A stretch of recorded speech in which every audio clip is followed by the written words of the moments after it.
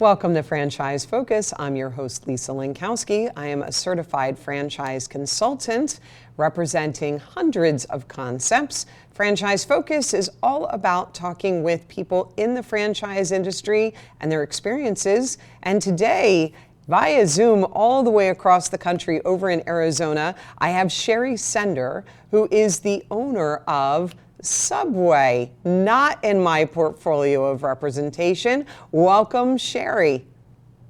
Thank you.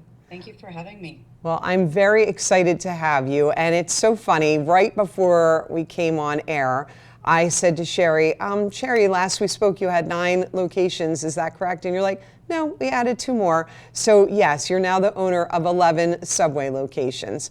So Sheri, please tell the audience how you came into the Subway world, and it actually ended up having you get together with your husband as well. Share that story with us, will you? Of course, yes, thank you. So I had graduated USC with an accounting major, and I went to work for Deloitte & Touche auditing. And after 7 months, I realized that was not for me. I didn't care for it. So I left, and I was looking for what I was going to do, and I overheard my father on the phone with some friends of his, and he was saying that they should get their son-in-law in the Subway business.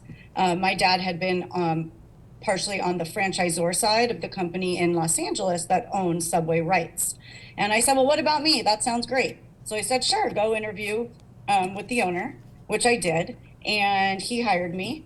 And my notion was that he would train me. And then my parents had offered to help me buy my first location. And so I went to work my first day. And Shane, who is my husband, was the manager at the store. And the rest is history. And that was 30 years ago. 30 years ago. So it has given you this lifetime already, decades of being in franchising, and it also provided you with your match with your husband there. So thank you for all of that, Subway, right? So yeah. It's so funny how these different things come into our lives and how it all plays out. So thank you for sharing that. So Sheri, as a franchise consultant, everyone comes to me and all they want to talk to me about is what? Food.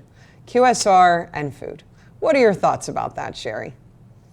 Well, obviously they all want food because we all love food and we all have our special favorites. And people, especially here in Phoenix, are from everywhere else. So many people are from other states and they have like their favorite local food that they love and they want to bring it to Arizona. So I totally understand why they want to do that. But the food business is really difficult. And if you haven't been in it, it can be a real big struggle, especially with our employees, which is our biggest asset to our company is our employees. Yeah. So if you haven't had the opportunity to hire, train, fire, manage the level of employees that go with the kind of food that you want to bring to the environment, then it becomes a little bit more challenging.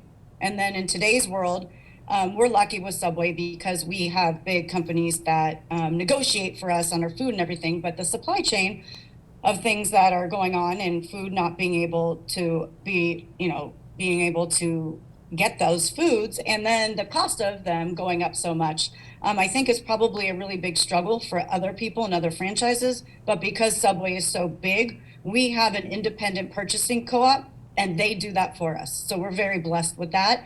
And the supply chain issues of late haven't affected us as much as I would say other people. Terrific. And yes, food is one of the most difficult industries. How large of a team do you have now with 11 Subway locations? Well, it's interesting because my husband and I work together and we run really lean. So it truly is us. My husband, Shane, he does all the operations. He goes store to store. He has a counterpart who is our district manager, and he goes store to store as well. And then I do all the books and high level stuff. So we have our duties are separated. And then each of our locations has its own manager with its own staff of employees. So we don't have big overhead like HR. My husband is HR. He hires, fires, trains, and motivates and does all that with our district manager. All right. And so how many employees do you know what you're at this point or no? We're about 100 employees. 100 employees.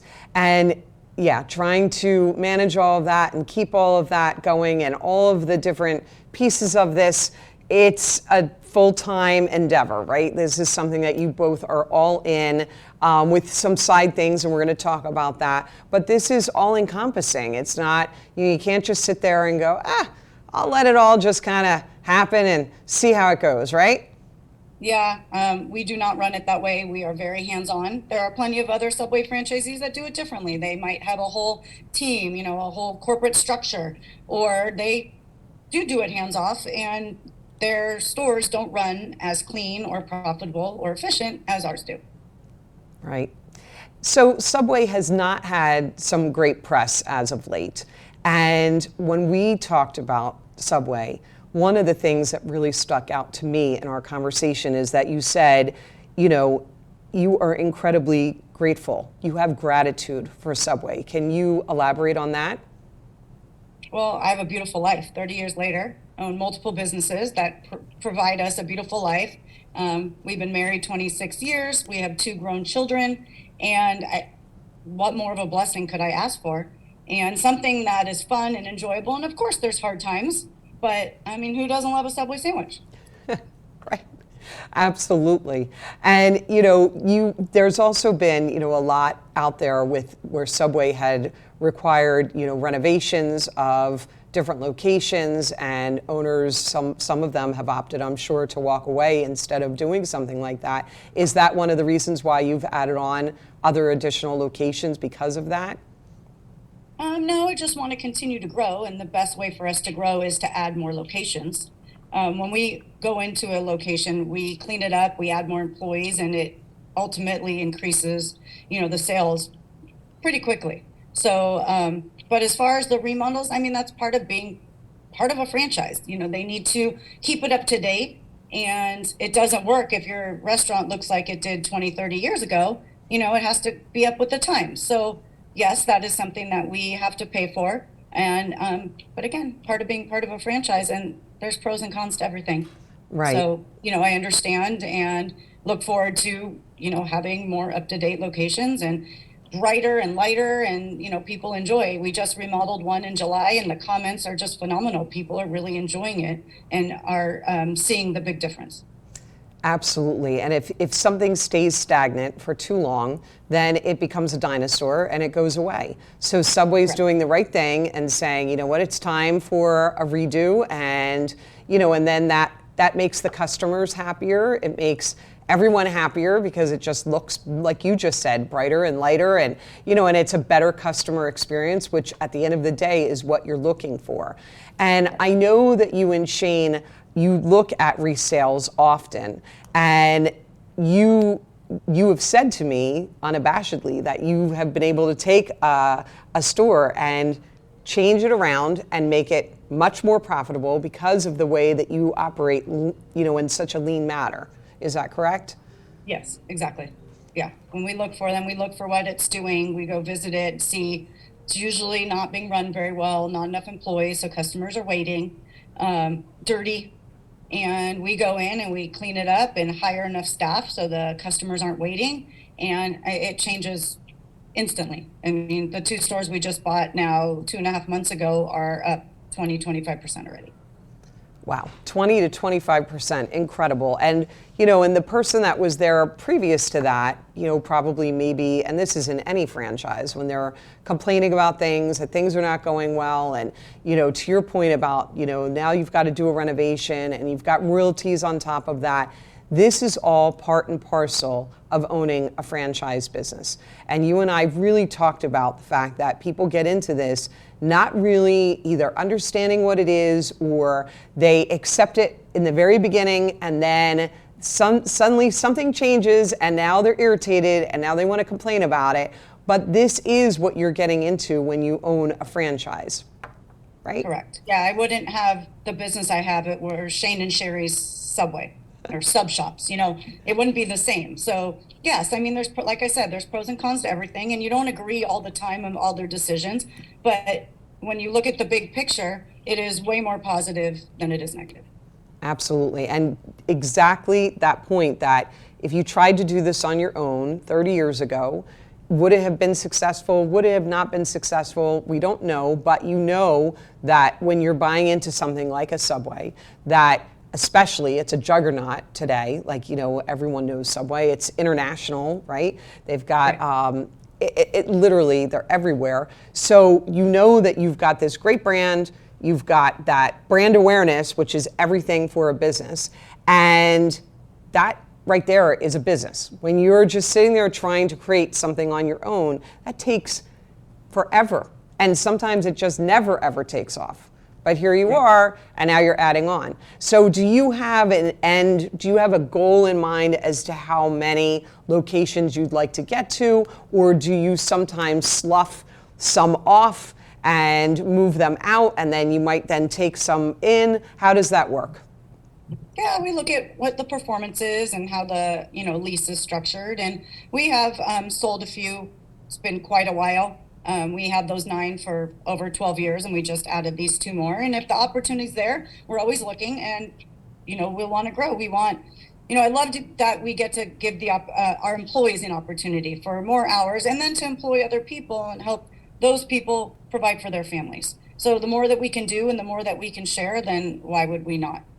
Right. So it's just looking at everything, and like you said, keeping it lean, looking at everything, making sure that everything is operating the way that you want. And then if an opportunity comes along, then seeing whether or not it makes sense to add this into your portfolio and continued growth, right? Correct. Yeah. Excellent. So words of advice, Sheri. You're 3 decades in as a you've got substantial amounts of these QSR concepts. Words of advice for someone brand new wanting to come into this crazy world of franchising. Be all in, stay committed. You got to do the work. It's not, I think people think, oh, I can just work like whatever, 9 to 2 and, go and enjoy the rest of my day. And it's not like that. It's my husband's phone rings nonstop. There's always something going on. And especially today with our employee pool and the fact that people really don't want to work. It's a struggle, and that's across all, any industry. That's a struggle. But just have a positive attitude. Know there's going to be ups and downs, and just ride the wave. Right. And the labor issue is significant, and it's across every industry. Hardly anyone has not been affected with it. With having 100 employees, what kind of culture are you setting for those employees that's keeping them and making sure that you're not running too low on your staff? Well, we've been very blessed with the managers. That the turnover with our managed staff is very low. So we've been very blessed with that. And then our other employees, and that goes also for like our key employees, maybe like an assistant manager, night manager, we've been very blessed. But you're right, employees don't want to work right now. They barely show up for the interviews. When they show up for the interview, you're 50-50 chance they're coming for the first day of work, and after the first day you got another 50-50 chance if they come for the second day. So it's a struggle. We pool tips, so they get an extra $2, $3, $4 an hour based on top of what they're already making per hour, which has been phenomenal and has really changed how our employees are focused and happy working at our stores. Terrific. Well, it's great to have a deep dive with you on Subway. We're going to take a quick break and hear a word from our sponsor, Zoom One Media. Stay tuned.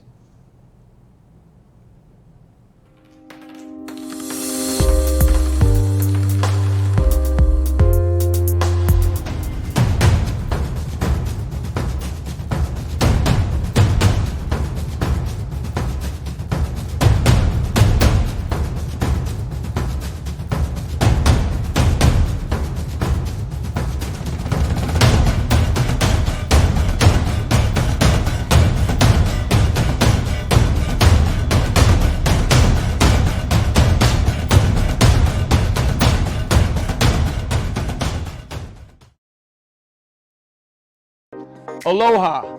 Joe Silva here with Kukua Technologies. I'm excited to see you on Tuesdays on Morning Coffee for our tech tips.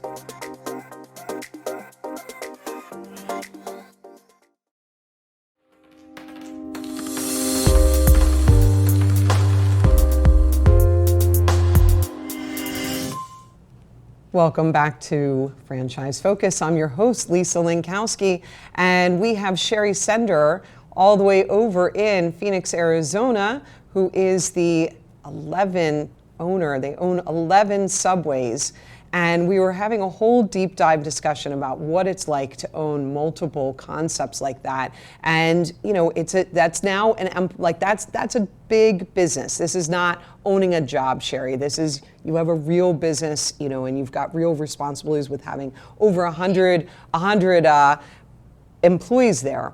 You also have involvement in another business, which is Modern Acupuncture. You're the regional developer for that. Can you please tell the audience what that means? Yeah, Modern Acupuncture is an acupuncture franchise, kind of like the Joint or Massage Envy, and we provide acupuncture services to our clients, patients, and it's just a fabulous experience. But being the regional developer means that I am the go-between, the franchisee and corporate. So corporate, when they want to expand, they hire regional developers, and our responsibility is to franchise to people so they can own their own business. And we help them find location, we help them ordering their equipment, opening their location, and then we further help them with the operations and anything else, quite frankly, that they might need to run their business. So like I said, corporations hire regional developers to help them grow because they can't do it all themselves. So they have regional developers in all different states. And actually some states might have multiple, like California, because it's such a large state. Terrific. And so you're the regional developer for a specific area in Arizona, or is it? We are the entire state of Arizona, and we also own Las Vegas. Okay. And you've not done this before, have you? Is this your first foray into area development? Yes. Well, kind of. We were in another franchise before where we were the franchisee, but we were also the regional developer. It just never produced movement.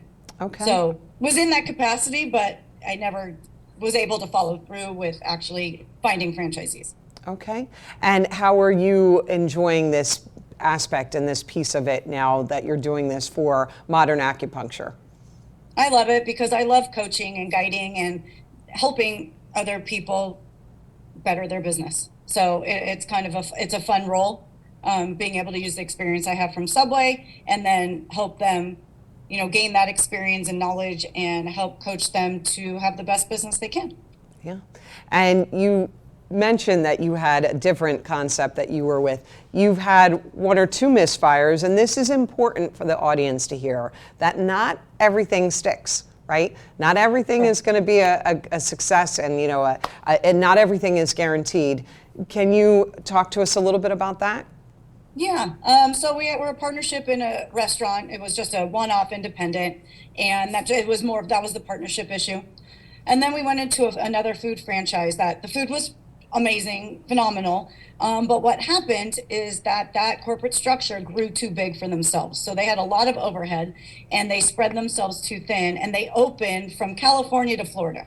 And it was just too wide of a space with not enough locations in between.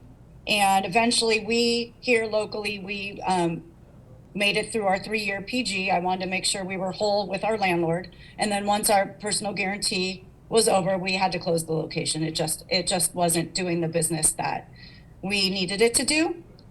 We also had an issue with that specific location with parking. When we signed our lease, there was some additional parking that we were told we would be able to have in the neighborhood behind. And right away, the neighbors complained, and they were very upset, and they went to the city, the state, I'm not sure which government agency they went to, and they won. And we were not able to use the parking on their street. And it vastly, it had a really big detrimental effect on the parking situation. And then it's really hard to get customers when they can't park. Yeah, if you can't get parking for your place, that's definitely going to be an issue. But you were able to get through the 3 years, so that's good. But I'm sure that there's a bit of heartache when you have something that you've put all of your energies into, and it kind of just goes away. Are you able to just look at this and go, this is business, it's not doing what it's supposed to, and just cut it out, or is there like a little bit of a mourning period for that? Yeah, there's a little bit of mourning period. I mean, you put your, heart and soul into it and spent a lot of money. Honestly, this was 7 years ago that we had to close, and I still could taste the food. It was that good.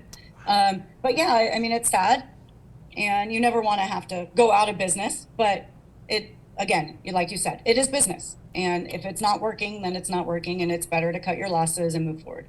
Absolutely. And you learn from it, right? And if we don't learn from those mistakes, then what are we doing? Like, what's the point here? So for these other concepts that you've dipped your some of your finances, some of it sometimes substantial, you've learned from that, and it's probably made you, I'm going to guess, an even better owner of your business, correct? I'd like to think so. I appreciate it. So we'll see.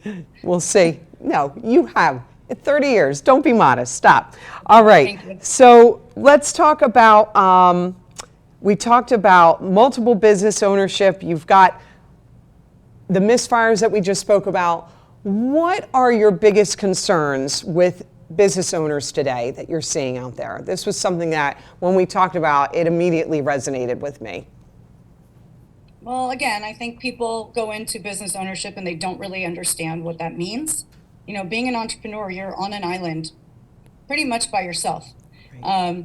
Which leads into a group that I'm involved in called Entrepreneur Organization. And it's been just a game changer. And that's been something I've done for the last 14 years because all of us entrepreneurs are on our own island. And this is a group that you have peers that you experience share, and you have so much support from other people who understand what you're going through. So it's amazing. But my concern is, again, that they don't know what they're doing and they don't realize how difficult it is, and it keeps you up at night. And people will easily give up because it is hard work. And we have a lot of things going on in our economy that, quite frankly, aren't always positive for business ownership. So if you don't understand that, that can also be really detrimental. Right. Yeah. There's a lot of areas that people do not, they think it's going to be fun. They think it's going to be, a hobby or whatever it is that they're thinking. And when I talk to them and I express about how serious this is, unless you're walking into this with, boatloads worth of cash, this is something that should be taken very seriously. And you need to be all in. And when you're not, and then it fails, and then they grumble and complain, and really it comes back to oftentimes the owner. Is there times that the management of the system is not doing what they should be doing, or they're not doing as much as they're supposed to be doing? Sure. But a lot of times it does come back to that owner that is not doing what they're supposed to be doing. And I'm sure you've seen over 3 decades, how many owners that have come into Subway thinking that this was going to be a slam dunk, and instead it was really hard, and they sat there and ran out with their tail between their legs, right? Right. And some people, if you think you're just buying yourself a job, you're not going to be as successful. And people don't realize your employee doesn't show up, you're going to work. When I first got into this and I was running my own stores before my husband and I were doing it together, I was working like 80-hour weeks. I had 2 of my own locations. I went back and forth. One store I had to do inventory at 4 a.m. because I had to get to the other store to do inventory before we opened at 8 o'clock. So it's not always fun. It's exhausting. And people don't necessarily realize that they may be called in the middle of the night because something has happened. And we've had those phone calls. Absolutely. But here you are, passionate, doing great, killing it out there, right? So the audience is, of course, going to want to know, what's your favorite Subway sandwich there, Sheri? Oh, turkey. Gotta have turkey and avocado, honey mustard. That's always been my favorite. And on which bread? Oh, honey oat bread. Okay, now we know. See, these secrets have been revealed here on Franchise Focus. Sheri, I can't thank you enough for coming on and talking to us about this. It's so insightful and also so phenomenal to have a woman in business, in franchising, literally killing it. And you are, and you're extremely modest, and I thank you so much. We're gonna throw your contact information up so that people can contact you about Modern Acupuncture if they're out in the Las Vegas or Arizona area, they can reach out to you since you are the regional developer. And this is Franchise Focus. Franchise Focus airs every Friday at 1 o'clock Eastern Standard Time. And I'm your host, Lisa Lankowski. If you want to learn more about me, please reach out to my website at milestonefranchising.com. Until next time, thanks for tuning in.